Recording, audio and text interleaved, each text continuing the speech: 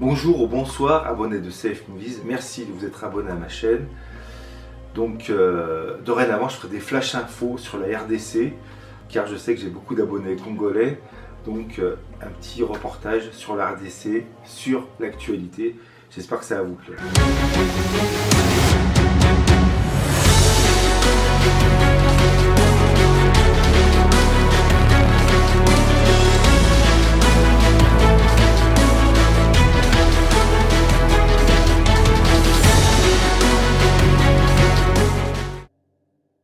Kagame tacle Denis Mukwege et la MONUSCO, conteste le rapport mapping et parle de l'état de siège en RDC. Le président rwandais, Paul Kagame a taclé le prix Nobel Denis Mukwege ainsi que la MONUSCO, contesté le rapport mapping et donné son point de vue sur l'état de siège en vigueur au Nord Kivu et en Ituri depuis le 6 mai 2021. C'était lors d'un entretien le week-end, à Paris, avec France 24 et RFI. En effet, au mois d'avril, alors qu'il séjournait à Paris, Denis Mukwege a demandé à la France de s'impliquer pour que justice soit faite contre les responsables des crimes commis en République démocratique du Congo par des pays voisins. Seriez-vous d'accord que des officiers rwandais soient poursuivis pour des crimes commis en RDC suite au génocide, a-t-on demandé à Paul Kagame. En réponse, le président rwandais estime que le rapport mapping a été extrêmement controversé. En réalité, selon lui, il est hautement contesté aussi bien en RDC que chez les pays voisins. Il a été politisé. Pour lui, Denis Mukwege devient un symbole, un outil de ces forces que l'on n'aperçoit pas. Il reçoit le prix Nobel et on lui souffle quoi dire. Kagame révèle qu'il existe d'autres rapports qui contredisent mapping. Concernant le rapport mapping, j'ai fait mon enquête et j'ai regardé sur internet de sources sûres ce que contient ce rapport. Apparemment, il y a une vingtaine d'enquêteurs qui ont été déployés pendant 1 an sur le terrain. Ils ont recensé 617 crimes de guerre par des armées et groupes armés congolais ou étrangers. Ce rapport n'est pas détaillé mais recensé durant les 2 guerres qui ont impliqué 9 pays d'Afrique, entre 96 et 97. Il y a des documents, plus de 1500 documents, des témoignages, plus de 700 témoignages de la population et des témoignages des ONG. De 200 témoignages des ONG.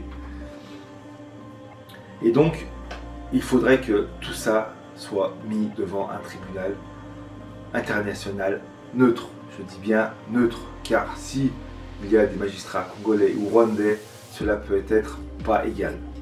Il faudrait aussi que ce tribunal international regarde s'il y a des rapports qui contredisent le rapport mapping.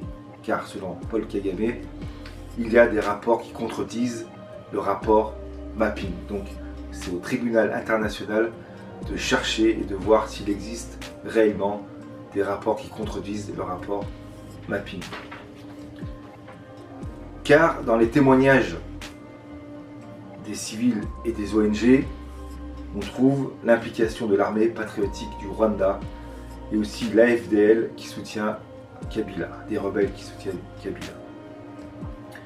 Il faut dire aussi qu'à cette époque, il y avait beaucoup de rébellions comme des armées étrangères. Donc des Congolais doivent être impliqués aussi dans ces massacres, ces vols et tout ça.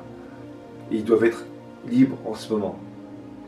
Je dirais, pour conclure, que seul le tribunal international qui auditionnera tous ces témoins, qui vérifiera tous ces documents, pourra ensuite voir le vrai du faux et condamner les personnes qui sont vraiment impliquées dans cette guerre et dans ces massacres, surtout qui ont causé beaucoup de morts et qui ont détruit beaucoup la population et le pays congolais.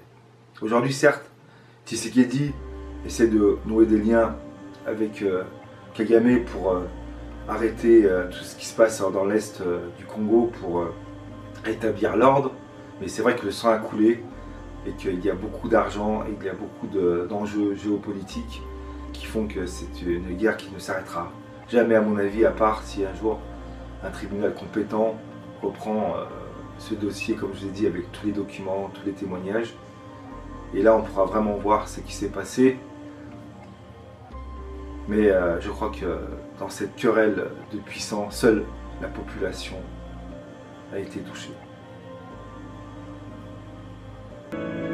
Il n'y a absolument pas eu de crime dans l'est de la RDC, conclut-il.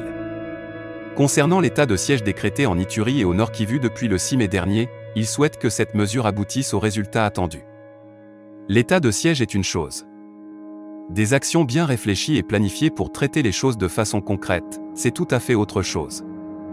L'homme pense que, si au bout de 5 ans, on a les mêmes problèmes, ce n'est pas intéressant. Il rappelle que la MONUSCO est dans cette partie du pays depuis 24 ans. Leur mission est un énorme échec, juge-t-il. Quant aux opérations militaires conjointes RDC-Rwanda, les discussions sont en cours. Le président a profité de saluer l'amélioration des relations entre Kinshasa et Kigali depuis l'avènement de Félix Tshisekedi. Il y a cette ambiance qui nous permet de dialoguer. Les gens qui travaillent ensemble trouvent une solution, a-t-il déclaré. Pour revenir aux opérations militaires conjointes, il rassure que les deux parties en discuteront au moment opportun pour voir si ce sera possible. Quel est le coût? Quels sont les bénéfices? Or, selon les Nations Unies, les troupes rwandaises sont déjà en RDC.